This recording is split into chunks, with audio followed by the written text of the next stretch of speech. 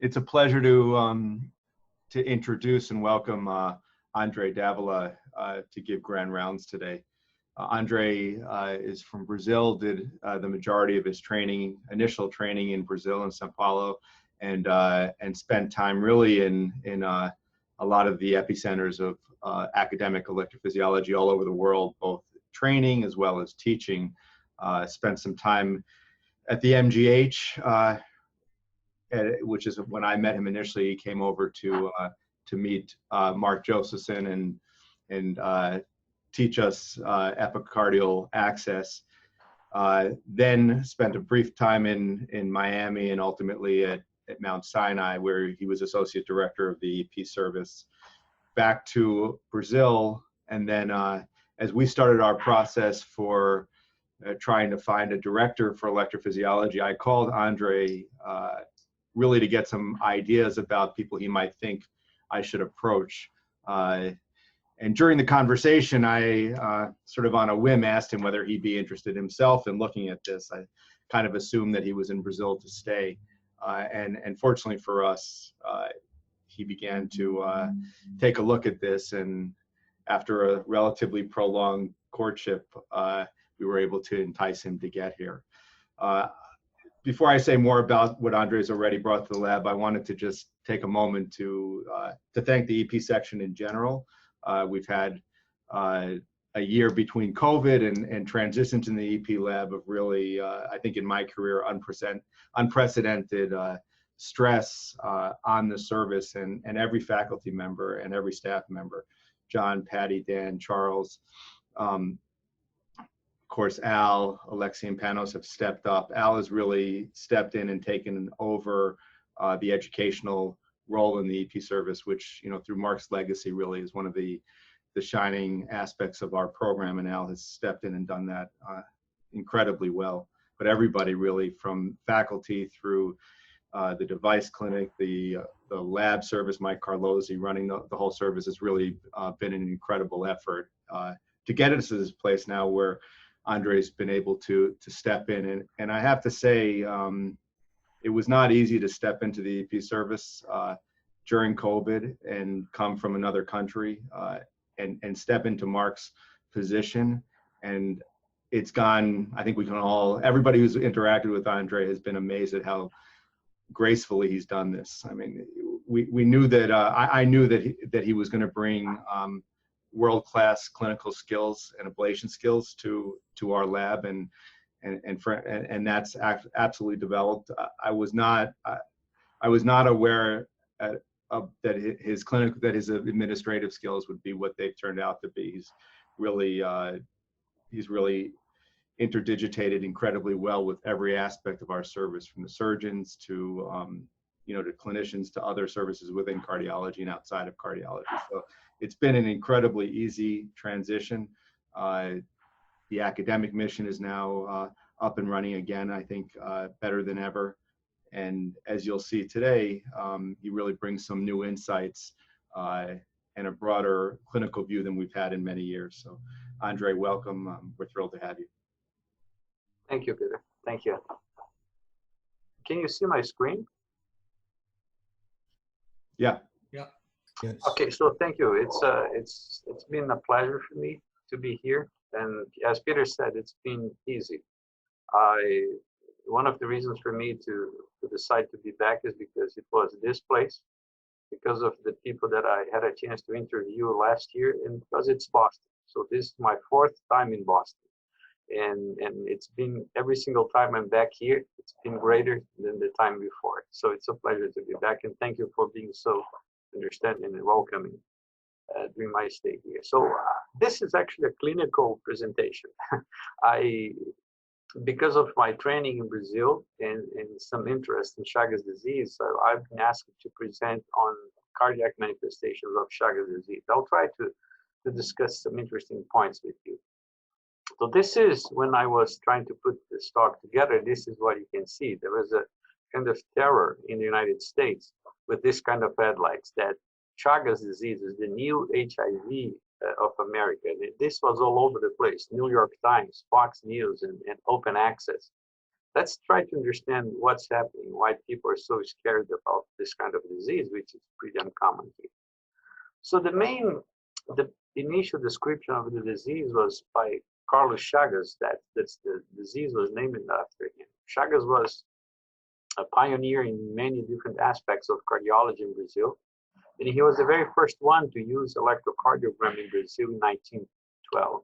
He was nominated for the Nobel Prize twice because of his different achievements in medicine, but never got the Nobel. So he was able back then to describe the complete cycle of the disease. And since then, what we know is that the disease has been endemic in Latin America and Central America. But because of the immigration these days, Brazil and Central America have exported not simply samba and football, but also Chagas disease. And as you can see here, it's all over the place. Interesting enough, there is no Chagas in countries like India, like in China. It predominates in Brazil and Central America. So apparently 80%, 80,000 patients with Chagas are living now in Europe, and around 300,000 patients are living in the US. Most of the US immigration comes actually from Mexico. If you look at this plot here, the Brazilians are less than 10,000 people with Chagas in the United States. That's important because if we have a chance, Chagas is different. It's the same disease, but the clinical presentation and the way the patient will evolve during the disease is different from country to country. So it tends to be more aggressive in Argentina and Colombia, and less so in Brazil and other Latin American countries.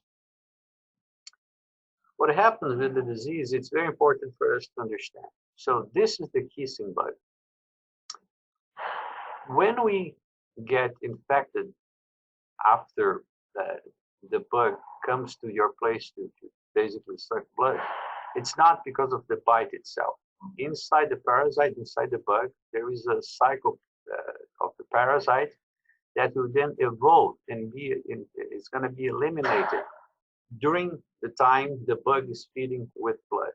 And it's because of the feces of the bug that we get infected, either because we scratch the area where we had the bite, or because they're going to deposit these parasites in areas that are permissive for the parasites to enter the body. But most of the time, this is what happens in the skin, or I'll show you some examples when the bite is around the eyes or mouth and soft tissue. This is when you can actually get infected without scratching. This is an important piece of information because in the United States, you do have the same kissing bug in South California, in Texas, but apparently the American bug is constipated. So, and it's not a joke. It's because of that, your bug does not defecate by the time he's actually sucking blood, and so there is no bug to human transmission in the United States, even though the bug it's available here. So once you get exposed to this, there are different cycles of the disease, which will initially enter and duplicate inside a cell, and after that, will gain in the bloodstream. When it gets to the bloodstream, it can be identified by different methods there. So what is very interesting is that you can have different types of transmission of this disease. Most of the transmission that we see in endemic countries is because of the bug, but you can also have that with during blood transfusion, even congenital. And you can have, especially in some areas with patients with immunosuppression, patients who were already infected, you can have a very severe reactivation of the disease. This is a huge problem in patients with renal and cardiac transplant in Brazil. Many of these patients with Chagas disease will develop like a very important heart failure, and the only way for us to treat them is to go for heart transplant. Interesting enough, these patients, because they typically have a better survival after transplant than other forms of cardiomyopathy if they do not get reinfected or the infection does not get reactivated after transplant. The acute phase, it's very typical, but at the same time, very unusual to see that, because you'll see this kind of picture. I've never seen a patient like that in my life during the acute phase of the disease. As you can see here, there is a preference for the bug to find areas of soft tissue, such as around the eyes or the lips. And this is the typical chagoma, as we call it, the Roman sign. So this kind of problem, this is a very typical picture here. And as you can see, in areas that are endemic, people are exposed to the bug multiple times during the course of a specific year. It's not that the bug will come in and you get infected with the first bite, but people that live in these areas, they're going to get exposed to the reinfection, or at least the bug is going to have the opportunity to come and you get exposed to that many, many times. What's interesting is that I was just telling Artie that somehow, and this just an exaggeration, just an example, Chagas behaves like COVID, and I'll try to explain you why. Most of the patients that get infected, they will not develop any kind of problems. So initially, if they escape, and that happens in many, many patients, they escape the acute phase of the disease, they will have a long time of latency, between 10 to 30 years. And during this phase here, you may not see any kind of clinical manifestation. But when it happens after 20 years of you get infected, as you can see here, there are three predominant forms of the disease. Patients can have Chagas heart disease. You can have Chagas, a gastrointestinal form, which is basically megacolon, megaesophagus. And very rarely, you have a combination of both heart and gastrointestinal disease. But this is the main and the most important late clinical presentation of the disease. So to prove my point, this is the very first patient ever diagnosed with Chagas in 1908. And this is the same person, very healthy, at 72 years later. So as I told you, 75% of the patients who are infected, they will remain asymptomatic during their lifetime. This is the typical presentation, which is, of course, a huge issue in Brazil, because even though we don't have many new cases, we're still dealing with a population of 10, 12 million people who got infected later and are now coming to hospital to get treated because of these different conditions there. But as I said, the most predominant form of the disease is the cardiac form. And as you can see here, in this patient, there is already a pacemaker implanted, and we'll cover that in a minute. This is a very typical presentation of Chagas disease. Most of the patients will present with some sort of sick sinus syndrome, and they may have first degree of V block, left anterior AMI block, and right bundle branch block. Right bundle branch block and left anterior AMI block, it's very common. When you image these patients, they basically have this very, very typical apical aneurysm. It's a very dense aneurysm there. And because of there are no remaining surviving bundles around this area, it's very unusual to see VT coming from this specific aneurysm, which is, again, very characteristic and present in most of the patients with Chagas disease. We'll get back to that point in a minute. And as you can see here, there are different expressions of the disease. Being intercavitary clot, one constant finding in patients with Chagas. The reasons for patients Chagasic patients to die are basically cardiac arrhythmias, heart failure, and PE, which is very prevalent in patients with Chagas disease. So just one example of that is an immense amount of thrombus here and the right atrium in this patient with Chagas disease. As you can see, he had been ablated before. There are a couple of ablations here. So the way we risk stratify patients with Chagas is not different from other kinds of disease. Basically, there is a score, and this was published by some friends a few years ago. And depending on the presence of heart failure, cardiomegaly, and the presence of segmental or global wall motion problems, which it's a marker of VT, the amount of non-sustained VT that you have, low QRS voltage, and males tend to have a much higher mortality. Depending on the number of points that you have, they can can be classified in low, intermediate, and high risk. But look at this, between 12 and 20 points, it's simple. If you have cardiomegaly, you have non-sustained VT, most of the time you're gonna have some sort of segmental wall motion. And if you're a man, you're already there in the intermediate or high risk group of patients. As in many other diseases also, the amount of scar, the amount of LGE that you can find in Chagas can also help you risk stratified patients. Basically, if you have more than 12 grams of scar, there is a trend for you to present a worse prognosis than when you have passed that. What is interesting in terms of the distribution of the scar in Chagas is the pattern of distribution. As you can see here, depending on the segment that you're trying to evaluate, you're going to deal with more transmural scar, but in some specific areas, and this is very important in Chagas, such as the infralateral wall, you have a pattern of subepicardial scar. And this will have a major implication when we're dealing with VT. What is interesting in Chagas, which is also interesting in Chagas disease, is that in terms of cardiac arrhythmias, it's a disease that can give us all.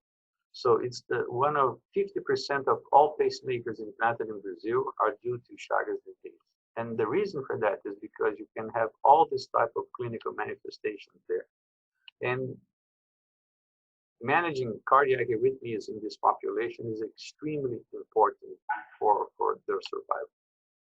Just as an example, this is just a series that I took from many years ago. As you can see here, 48% of pacemakers implanted in this very huge institution in Brazil, this is where I spent 17 years of my life, the Heart Institute there, are due to Chagas disease. And when you look at the number of patients who had VT ablation, Chagas again predominates among all other types of disease there. So Chagas is indeed a huge public health problem in Brazil. Let's talk about some different interesting aspects of the disease. So when you look at this kind of angiography, you can see that this is a post-MI anteroseptal aneurysm here. And this is what you typically expect from patients with dilated cardiomyopathy. Chagas, it's just between these two presentations.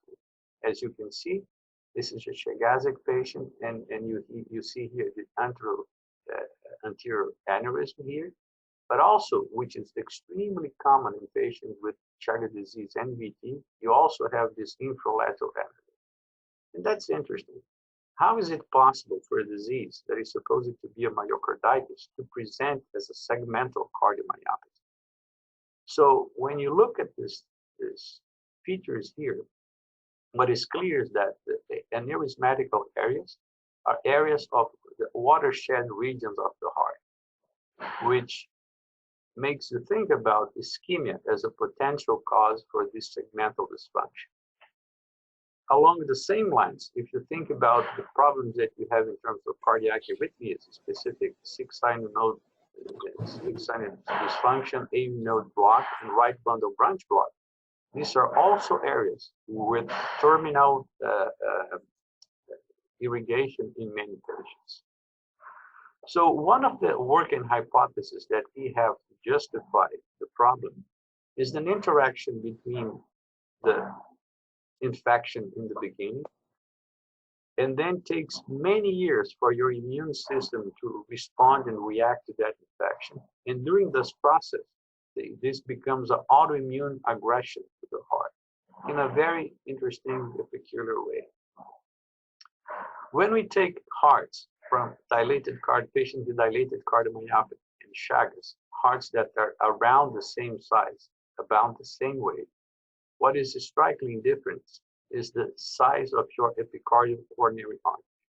This is one from dilated cardiomyopathy. And as you can see here in Chagas, you have this important endothelial proliferation here, which somehow resembles the vascular injury that you see after heart transplant. And this is seen in most of the territories with Chagas. It's also characteristic of Chagas the presence of a dilated microcirculation.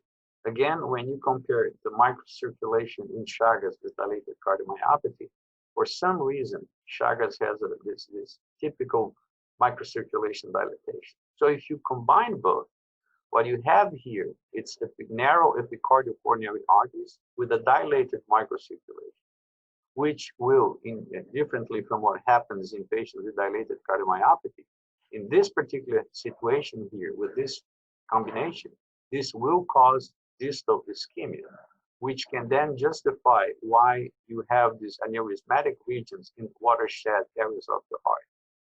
In other words, Chagas starts as an autoimmune disease, but at the end, it becomes an ischemic problem. We always joke in Brazil that Chagas is a good example of a tropical ischemic cardiomyopathy, slowly but surely ischemic at the very end. So because of that, one of the questions that we ask all the time is, since everything starts with infection, is there anything that we can do to fight the bug in the very beginning, the trypanosome in the very beginning? So there are many studies about this, and there are not so many drugs. But these drugs have one thing in common. They are extremely toxic. And because it's very unusual for us to see the acute phase, these drugs, they don't have an important role during the chronic phase of the disease.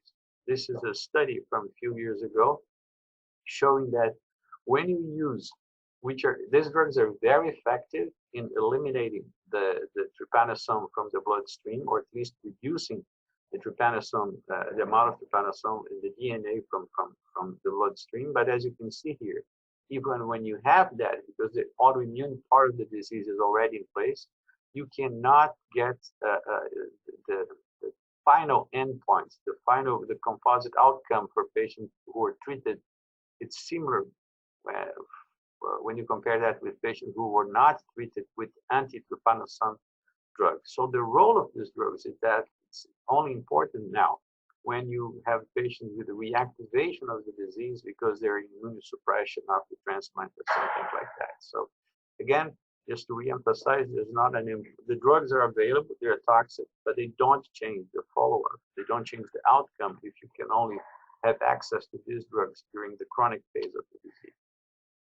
In terms of this peculiar distribution of scar and what it causes in terms of arrhythmias, these are 6 different patients with Chagas. As you can see, the presence of this inferior aneurysm, it's very common in patients with Chagas disease and ventricular tachycardia.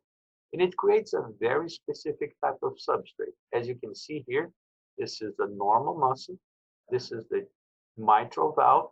And what we have here, it's a region of dense scar and a viable isthmus between the top, the superior portion of the scar and the mitral isthmus there. So we have a perfect circuit for VT to occur. Most of the time, as I mentioned before, because the apical aneurysm is so dense and there are no surviving bundles in most of the patients with the apical aneurysm, most of the VTs are related to the infralateral valve. And this is very interesting. When we treat patients with a low ejection fraction with an ICD, as you can see here, the survival, it's better, but these patients have tons of episodes of ventricular tachycardia requiring ablation and requiring other intervention for us to be able to deal with this population. So there are basically 2 different types of ventricular tachycardia in this population. One is the ventricular tachycardia that goes around the inferior scar using the isthmus between the superior portion of the scar and the mitral valve. That's unusual. It's more common in Chagas than in any other type of disease, but the most predominant one are the VTs that are going through the scar region, not around the scar. This is interesting because when back in 95, when we were comparing our results in terms of ablation between patients with post-MI and Chagas, there was a very important difference. They were all mediated by some sort of cardiac motion abnormality there, but our results when dealing with post-MI was around 6 to 7%. And our results with endocardial ablation for Chagas was minimal, only 17%, nothing, just by chance. And it's interesting that when we failed with endocardial ablation and we were able to take the patients to the OR for cryoablation of this infraseptal aneurysm, the results were comparable to the results we had with post-MI. So there was something about that substrate that was peculiar and that we could not understand at that point. We also noticed that when we are placing catheters inside the coronary sinus, which is a structure that allows you to measure some epicardial electroactivity, as you can see here, all this fragmentation around the ventricular electrogram, it's abnormal. This is a normal ventricular electrogram, and this is very abnormal.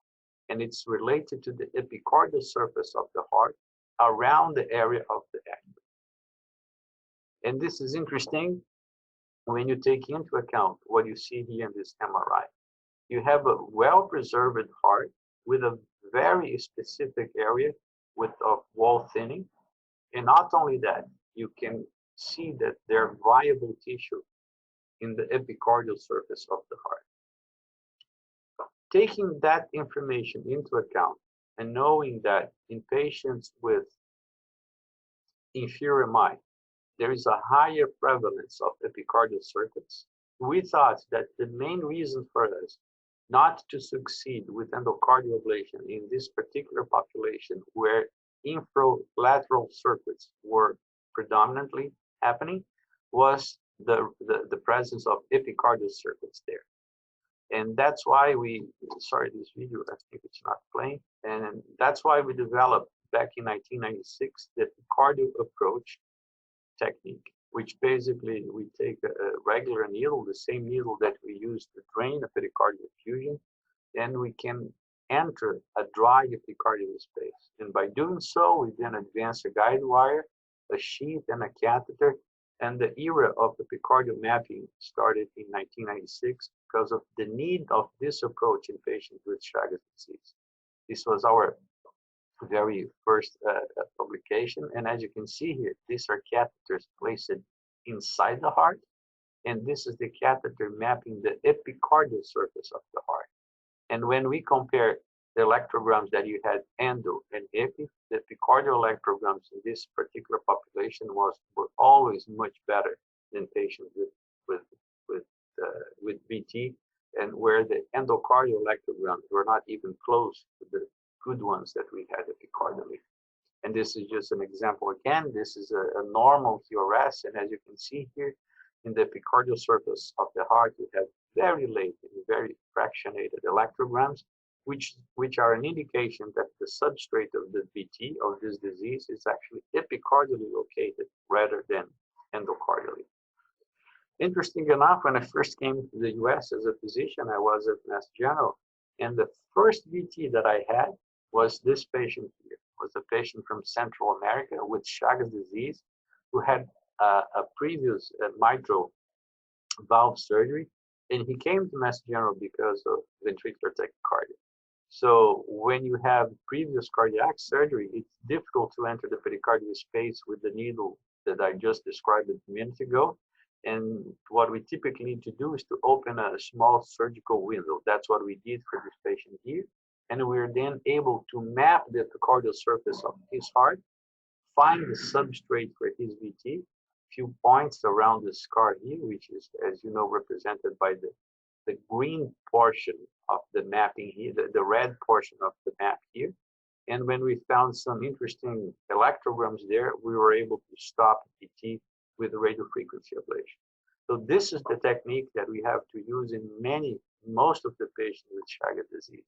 As you can see here, when we do endo and epicardial map, the proportion, the size of the epicardial scar, it's always more important. And that's why back then we decided to change our approach in patients with Chagas.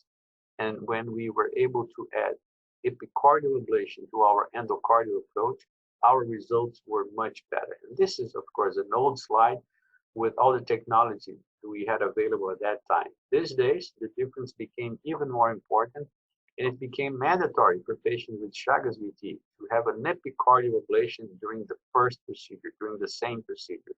It's almost unacceptable these days if you're treating patients with Chagas disease and other conditions too. I hope I have the opportunity to go back to you guys and talk about epicardial ablation one of these days. But in Chagas, it's mandatory to consider an epicardial approach if you're dealing with VT in this population. So just to summarize my talk, it's basically Chagas disease. It's here in the United States. I guess that we're going to have 500,000 people at some point. It would be great if we could bring many of these patients to VI. And the main characteristics of the disease are what I was just discussing with you. There's the acute and the chronic phase. When they get to the chronic phase with Chagas heart disease, the overall treatment is the same treatment that we offer for patients with a dilated cardiomyopathy, and except by the fact that some of these patients, they do not tolerate beta blockers well. It's important to know that patients with Chagas and VT, there is a very important predominance of epicardial circuits will require epicardial ablation. And just remind you that in the chronic phase of the disease, the antiparasitical chemotherapy is not effective in changing the cardiac outcome. Thank you very much for your attention. I'm more than happy to take any questions if you have some. Thank you. Great. Thanks very much, Andre. Are there, Artie, do you want to take the questions or? I have a question. Okay, Joe? Great talk, Andre. Any thoughts on why the disease is milder in Mexico, for instance, versus Colombia and Argentina? And secondly, when you showed that slide of the migration, why are there no cases in India and China, Middle East, as opposed to other parts of the world? Well, when we say, just to give you, let me start with the last one. So I got a paper the other day, which was supposed to be the very first Chagas case in India. It was not. So we sent it to our pathologist in Brazil, and it was not Chagas. If the bug's not there, you cannot have the transmission, right? So I believe that the reason for you not to have the difference between countries has to be related to the kind of immune response that you have when exposed to the trypanosoma. Again, just to create a parallel between this and COVID, each person will have a completely different reaction to Chagas, and that's probably why you have different clinical presentations, and the aggressiveness of the disease may be different from country to country. But I don't have an answer to that. Great. So we have a couple of questions that have come over the chat from Warren. Should we only consider Chagas disease in patients with an apical aneurysm in the absence of coronary disease if they are native or have traveled to Brazil, or should we consider this in all such patients? If the patient has no CAD, comes from an endemic area and has an apical aneurysm, it's Chagas. So that's how we face it in Brazil. You need to run a test for Chagas for sure, if I understood your question properly. So in the absence, it's just like when you have a patient with megacolon in Brazil. It's Chagas until proven otherwise. So if you have no reason to present an anteroseptal or a small anteroseptal aneurysm, and you're coming from an endemic area, that's Chagas for sure. And Warren was just clarifying, if we see such a patient in the US or in Boston, for instance, who does not have a clear association with Brazil, but they have an apical aneurysm and no CAD, in that case, should we consider Chagas? Extremely unlikely, because there is no human-to-human transmission. So the patient has to have a clinical history, some sort of exposure. So just to clarify, in the US, I think Chagas test was not mandatory for during blood transfusion until I think 8 years ago, 2012 or 2010, something like that. It's mandatory in Brazil since the early 50s. Mm-hmm. The only way for you to get infected here is if you are exposed to the disease or if you have a blood transfusion. Now, it's mandatory to get Chagas tested in Brazil, in the US, if you're going to donate blood. And I think the risk for you to get exposed, if you're not traveling, it's zero. very, very minimal. A question from Robert Gersten. Is there any role for immunomodulatory therapy? For what? Immunomodulators. Don't say that word in Brazil. They're still using hydroxychloroquine for COVID. I don't know. People have tried different approaches over the years, but I'm not aware of any recent therapy in terms of trying to modulate the immune response. They've been using all sorts of different immunosuppressors. And it's interesting because, of course, not every single patient, again, there's something peculiar to the patient himself, because not every single patient after heart transplant will develop like a reactivation of the disease, which is an ugly disease, by the way. It presents like with the skin nodules and paniculitis. This is when you can treat the parasite directly, but I'm not aware of any effective immune response therapy that has been tested over the last few years. But again, I'm not an expert in this subject, and I'm happy to ask my friends if they've done something like that. So this is great. We have a couple more questions. Sorry, Peter, were you going to ask something? I think there's two different lines of chats going on, but Pablo, do you see Pablo's question? I can read it out for Okay. you. Yeah. So regarding antithrombotic prophylaxis, are patients with low EF and a high cardioembolic risk score being anticoagulated in the absence of AFib? Only if we had a case like that the other day here at the BI, and I connected Rashad with my friends in Brazil to answer that question. So if they never had an embolic event, and that's at least what the guidelines are saying these days, and you cannot see intercapillary clots, there is no role for prophylactic anticoagulation in this patient. Of course, if they have AFib and other things, it's different. But if you simply, because of the risk of an embolic event, if the patient has Chagas and dilated cardiomyopathy, without those previous clinical manifestations, there is no role for prophylactic anticoagulation. I'm not sure if it's been done like in a clinical trial, but at least that's the consensus now that people use for guidelines in terms of this. Great, and I think Rashad actually has another question for you. So Rashad, did you want to come off of mute? Yeah, can you guys hear me? Yes. Andre, thank you. That was fantastic. Obviously, we started a little bit of a discussion, as you just alluded to, about a patient that we suspect has Chagas cardiomyopathy. I wanted to ask you, and you alluded a little bit to this at the end of the talk, about specifically the long-term outcomes after ablation with respect to how many of those patients tend to go on to actually need, have heart failure that becomes so bad that they are being evaluated for transplant. And as a corollary to that, should we, are there patients that the primary flavor of their presentation is really just much more end-stage heart failure without having a lot of the arrhythmia that you've highlighted?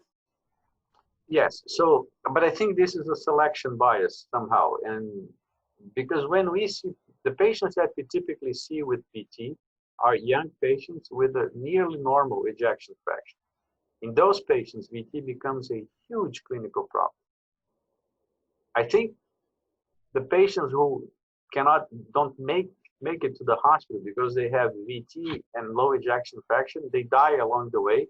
We don't see them. But what you're asking, we see this kind of patients in hospital because of the heart transplant program, patients who will go into heart failure without any VT during the course of the disease. So you can have this thinking both ways. Which is also interesting, Rashad, is that at some point people were considering, because of the amount of PVCs, extra beats that you have in this kind of disease, which do not vary on daily basis, as you see, let's say, in dilated or in ischemic cardiomyopathy. In Chagas, if they have 15,000 PVCs in a day, next morning they're going to have 15,000 PVCs again. The variation is not as much as you see in others. Mm-hmm. There was a suspicion that at some point we could actually be dealing with a tachycardiomyopathy type of problem because of the density of PVCs. And that's why amiodarone is so popular in South America to treat patients with Chagas disease. You can ask Pablo, everybody with Chagas in a single PVC in Colombia and in Brazil, they will take a new drug no matter what. So, but you can have, going back to your question, you can have both presentations, young, normal hearts with VT only, and on the other side of the spectrum, very dilated cardiomyopathy patients who will need a heart transplant without presenting VT. And the difference is, you know, as you get more and more dilated, you may kill the surviving myocytes inside the scar. And if your scar is just a flat amount of scar without surviving bundles there, you were not able to sustain VT in that specific scar. You can have other types of VT, but you won't see the scars. You won't see VT when the patients get very dilated. Not sure if I answered your question properly. That was fantastic. Thank you. This is great. We have a few more questions and comments. Yeah. So actually 2 related comments from Julia Rusty. The kissing bug is active mainly at night. The most effective management might be to distribute netting to the indigent population. Is this being done in Brazil? And a related comment from Kazi, there's increasing concern that with climate change, the territory of the kissing bug is likely to change, including Southern California and Arizona. Is it possible, though currently unknown, that exposures during camping or hiking in those regions may expose individuals to the trypanosomes? I think Kazi won't go camping next year. You know? He's afraid of camping in California now. But I mean, it's the reason for the interaction between the bug and us is not that the bug is coming to the city. It's us going to the jungle. That's basically what happened in the beginning of the 19th century in Brazil. So the cities and the dry climate, and if it's cold, it is extremely unfriendly to the bug. Let me give you an example. My state, which is in the south, it's pretty cold. There is 0 bug there. There is 0 Chagas in the whole south of Brazil. So you really need a perfect storm. You need a perfect combination between the bug and the good climate and exposure to that specific location. In California, as I said before, even if you have the bug and the parasite, the risk of infection is minimal because I don't know if you remember the beginning of the talk. So the transmission occurs through the feces of the bug, not because of the bite. And in the United States, the bug is like constipated. So you will not be exposed to the trypanosoma, even if the bug is biting you. It's sucking blood in that specific situation. So it would be very difficult. It's always possible, but very difficult for somebody to get infected here. Because again, you need the perfect storm for this to happen. And yes, the bugs, they prefer to approach people at night. That's when the most of the transmission happens because people are sleeping. So otherwise you're gonna see the bug and you will react to that. People say that the bite itself is painless, so you will not wake up because of the bite. There is some anesthetics that goes the bug inject with the bite, so it makes it like easy for them to come at night. But they're not like vampires that only come at night. So I think they can come anytime during the day, but there's a much higher chance for you to get in contact with them when you're sleeping at night. Dr. Rusty had asked about nets. Something. The initial transmission, Kazi, were in homes made of clay. So these are people going to work in the middle of the jungle, interacting with the bug. And again, if you have like a clean house or a reasonable house, the bug doesn't like that kind of place. Basically, it hires in places which are very poor. Again, houses made of clay, which were possible 2 centuries ago. Great, I can go back to planning my camping trip. So we have a question from Dan Kramer. Given the location of putative VT circuits relative to the typical placement of an ICD lead, is ATP less effective in Chagas, or does it need to be programmed differently, for instance, very long drive cycles? It's not different from other disease. Because what Dan is saying is that if my ICD is on the right side and the substrate, it's like very far from the patient side, it can be harder for you to interact and stop that VT. The closer you are to the circuit, the easier it would be for you to ATP that VT. But I'm not aware of any data suggesting that ATP is less effective in Chagas because of that anatomical correlation. Great. So those are all of our questions on the chat. Arthi, I have one other question. So Andre, tangentially related to this, you made a comment about amiodarone use, and you know, certainly here there's a tremendous reluctance in this country to use amiodarone at all, and certainly to use it for long periods of time. It's, you know, we know, quite discordant from the way it's used outside of the U.S., particularly in Central and South America. Could you comment a little bit about on the use of amiodarone over long periods of time? What's your experience? So, because again, as you all know, amiodarone was a drug created to treat angina, right? It was initially described in Argentina, then went to the UK, and where they found the antiarrhythmic properties. It became extremely popular in Argentina and just exploded in Latin America. What we typically do when we are, because see, it became popular because there was nothing else for us to do. Ablation was not effective. ICDs were not available for public patients. Most of these patients are poor patients, so they cannot afford anything. Of course, ICDs are now paid by public hospitals. You can offer an ICD to every single Brazilian citizen these days. But this was like past 20 years. Before, there was not much for us to do. So when you put patients in long-term amiodarone, even young patients there, I have to tell you that this is a medication that can be reasonably well tolerated if you pay attention to side effects, especially the thyroid.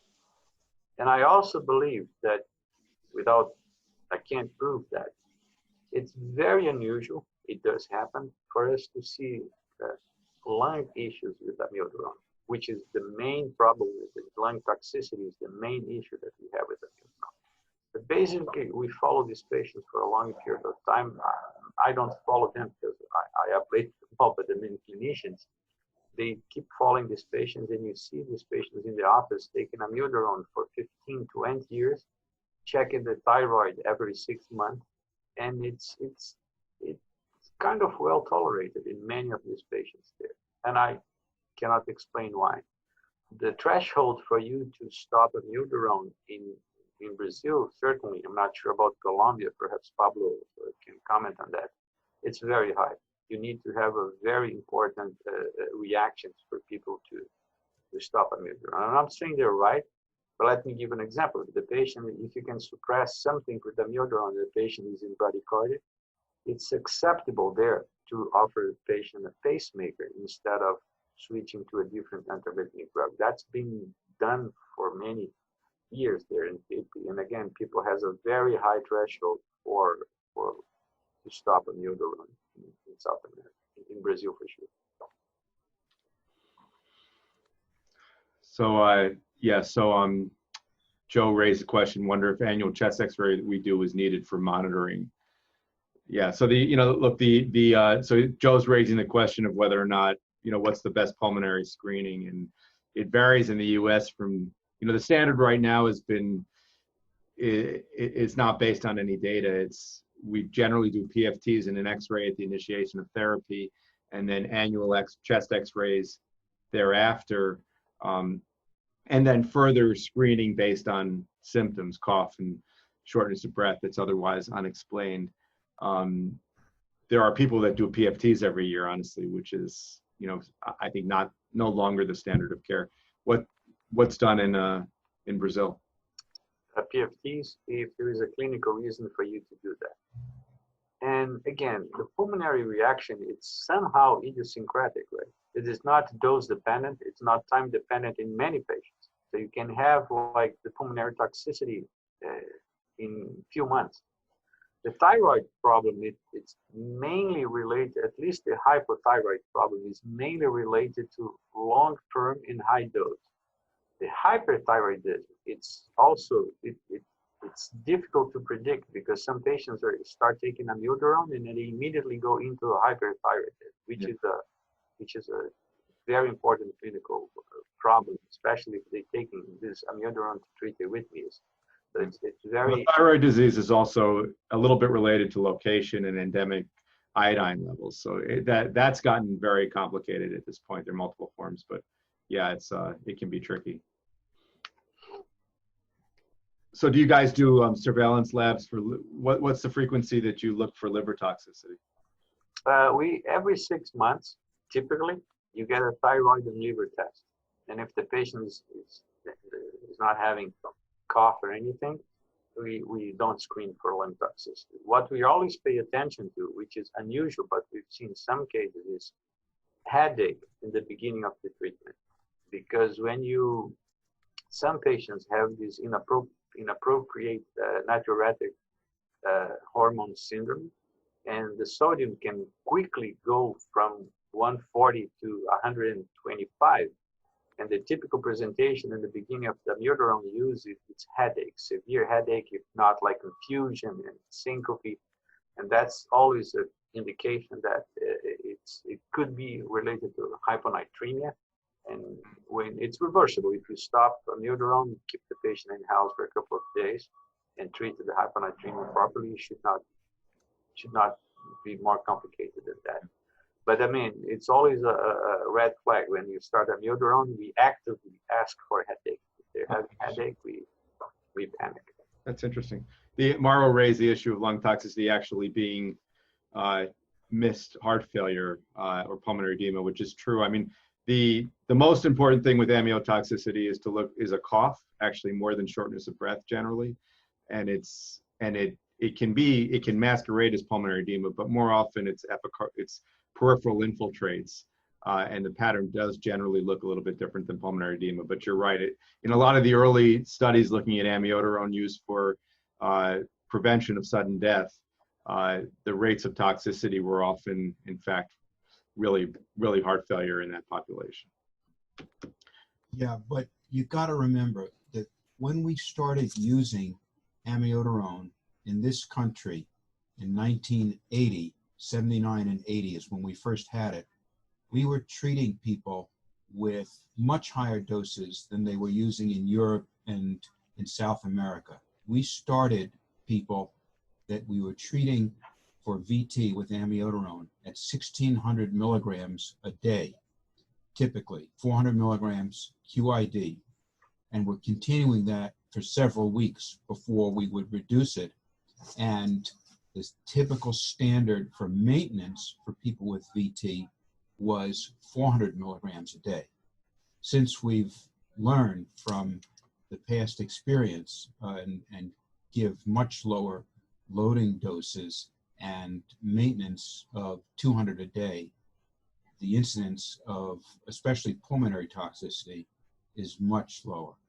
Yeah, I think that's an important distinction. There's a chronic pulmonary toxicity, which is more of a fibrotic disease that fortunately we see less often. The acute pulmonary hypersensitivity that usually doesn't occur before a month or two happens. It's idiosyncratic. It is probably, I mean, there's increasing suggestion that it's probably in people that have been left on higher dose for a while. So somebody gets started on loading after cardiac surgery and nobody sort of keeps track of it, and they're on 600 or 800 milligrams a day for 6 weeks and they develop toxicity. So those are patients we generally will treat with steroids, stopping the therapy and treating with steroids with a reasonable response. But it really requires a high index of suspicion, and most of the time there's a cough accompanying the shortness of breath. It's still pretty common in Brazil for you to stop amiodarone over the weekend. This is like lessons from the pioneer cardiologists there. So they prescribe from Monday to Friday, and you don't need to take. It's a drug that works with accumulation and deposit, right? Yeah. I'm not sure if it makes any sense in terms of long-term toxicity, but it's pretty common use for you. Patients ask you about that. So can I stop Saturday and Sunday? And you know, it's not a life-threatening situation or you're not dealing with shocks, it's very common recommendation for them to use 2 milligrams a day and stop over the week. Great. All right. Arthi, anything else? No? Add? Okay, well, Andre, thank you for a wonderful talk. It was terrific. Thank you. My pleasure. Bye-bye. Thank you, Andre. Bye-bye. Thanks, Andre.